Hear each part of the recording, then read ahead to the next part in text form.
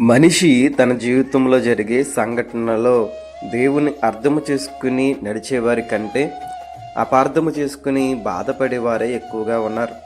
చూడండి, మోషే భార్య విషయంలో మోషే అక్క అయిన మిరియాము మరియు అహరోనులు మోషేతో వాదించుచు, దేవుడు నీతోనే మాట్లాడతాడా, మా ద్వారా మాట్లాడరా అని దేవుని అపార్థము చేసుకున్నట ద్వారా మిరియము కుష్ఠరోగము తెచ్చుకున్నది కదా.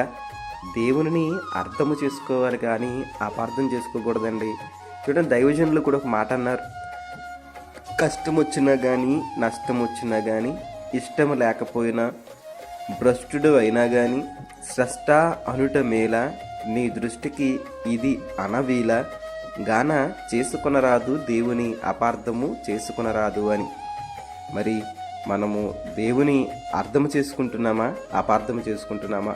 ఆలోచించి నేస్తమా?